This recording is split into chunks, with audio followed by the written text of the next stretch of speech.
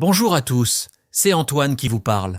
Gabriel, aujourd'hui je veux te poser une question importante. Est-ce que tu parles toute seule à la maison? Bienvenue sur Wow Spoken French, chers auditeurs. Oh Antoine, quelle question!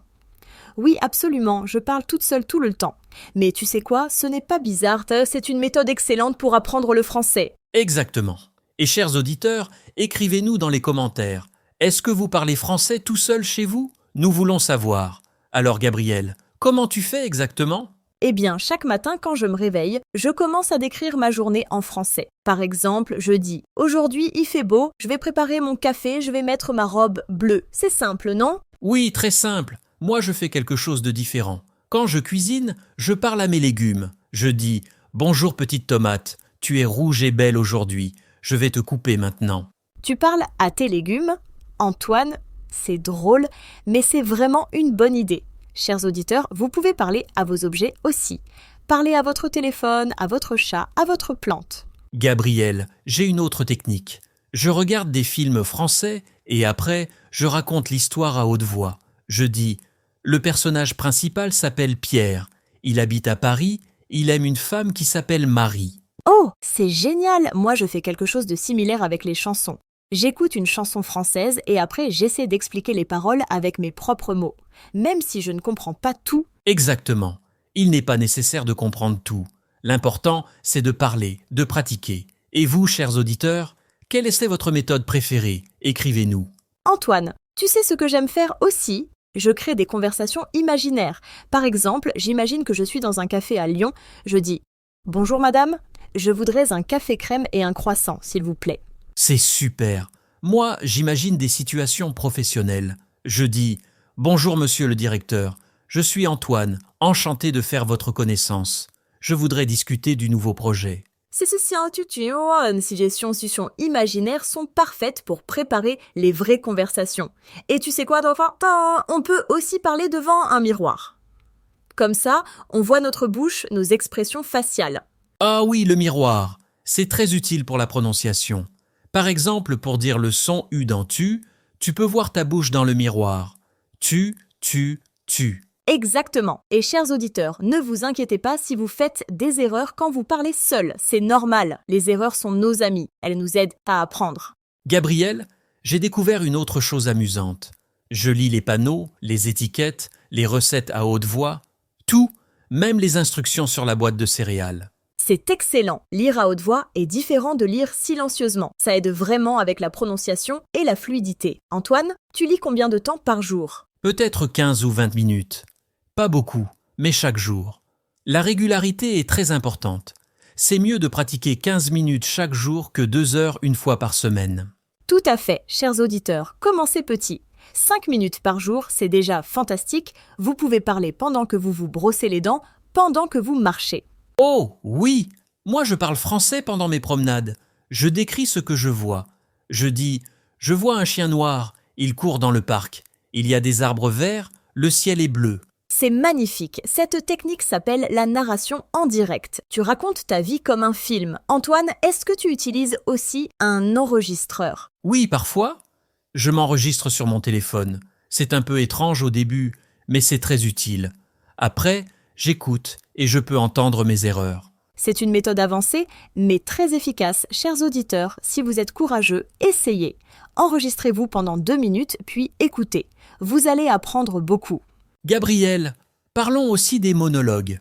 Tu sais, comme au théâtre, je choisis un sujet, par exemple mes vacances préférées, et je parle pendant 5 minutes sans arrêter. J'adore cette idée. On peut choisir des sujets simples, ma famille, mon travail, ma maison, mes hobbies. Chers auditeurs, quel sujet allez-vous choisir pour votre premier monologue? Dites-nous. Et tu sais ce qui est amusant? On peut aussi jouer différents rôles. Un jour, tu es un professeur qui explique quelque chose. Un autre jour, tu es un touriste qui demande des directions. Oh, j'aime beaucoup ça. C'est comme être acteur. Moi, parfois, je fais des accents différents. Un jour, j'essaie l'accent du sud de la France, un autre jour, l'accent québécois. C'est amusant et éducatif. Gabriel, on doit aussi parler de l'importance de la patience. Parler seul peut sembler bizarre au début, mais après quelques jours, ça devient naturel. Absolument. Au début, vous allez peut-être vous sentir stupide. C'est normal, mais rappelez-vous, tous les polyglottes font ça. Parler seul est un secret des personnes qui parlent plusieurs langues. Chers auditeurs, n'ayez pas peur. Fermez votre porte, mettez de la musique si vous êtes timide et commencez à parler. Personne ne vous juge. C'est votre moment. Et vous savez quoi? Vous pouvez aussi parler à vos animaux en français. Mon chat ne comprend pas le français, mais il écoute. Je lui dis « Tu as faim? Tu veux manger? Viens ici. » Ha ha! Les animaux sont les meilleurs professeurs. Ils ne corrigent jamais, ils écoutent toujours. Gabriel, as-tu d'autres conseils pour nos auditeurs? Oui. Un conseil important. Ne cherchez pas la perfection. Cherchez la progression. Si aujourd'hui vous parlez 2 minutes, demain essayez 3 minutes. C'est tout. Parfait. Et pensez à la variété. Un jour, décrivez votre chambre. Un autre jour, racontez votre film préféré. Un autre jour, expliquez comment faire une omelette. Exactement. La variété garde la pratique intéressante. Antoine, moi j'aime aussi imiter les podcasts. J'écoute un podcast français et après j'essaie de parler sur le même sujet avec mes propres mots. C'est brillant. On peut aussi créer des questions et y répondre. Par exemple, quelle est ta couleur préférée? Ma couleur préférée est le bleu parce que c'est la couleur de la mer. Oui, et on peut augmenter la difficulté progressivement. Au début, des questions simples. Après quelques semaines, des questions plus complexes sur vos opinions, vos rêves, vos idées. Gabriel, je pense que le plus important, c'est de rendre cette pratique amusante. Si c'est ennuyeux, vous allez arrêter. Alors, soyez créatifs, soyez fous, amusez-vous. Absolument. Et chers auditeurs, rappelez-vous, chaque fois que vous parlez français, même seul, vous créez de nouvelles connexions dans votre cerveau. Vous devenez meilleur. C'est vrai. Même si vous faites des erreurs, même si vous cherchez vos mots, c'est de la pratique. Chaque mot compte, chaque phrase compte. Et voici un dernier conseil. Fixez-vous un objectif. Par exemple, cette semaine, je vais parler français seul pendant 5 minutes chaque jour. Écrivez cet objectif. Excellent conseil. Et chers auditeurs, partagez vos expériences dans les commentaires. Racontez-nous comment vous pratiquez. Nous adorons lire vos histoires. Oui, créons une communauté. Nous apprenons tous ensemble. Votre expérience peut inspirer une autre personne qui regarde cette vidéo. Gabriel, avant de terminer, je veux dire une chose importante à nos auditeurs. Vous êtes courageux. Apprendre une nouvelle langue est difficile, mais vous le faites. Bravo. Bravo vraiment. Et n'oubliez pas, parler seul n'est pas fou, c'est intelligent. C'est une méthode utilisée par des millions de personnes dans le monde. Alors, qu'est-ce que vous attendez? Après cette vidéo, allez dans votre chambre et commencez à parler. Décrivez votre journée, racontez une histoire, chantez une chanson. Et surtout, amusez-vous. L'apprentissage doit être un plaisir, pas une punition. Riez de vos erreurs, célébrez vos progrès et continuez. Merci à tous d'avoir écouté.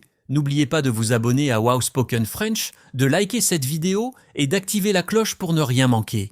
Et écrivez dans les commentaires. Quelle est votre technique préférée pour pratiquer seul? Nous avons hâte de vous lire.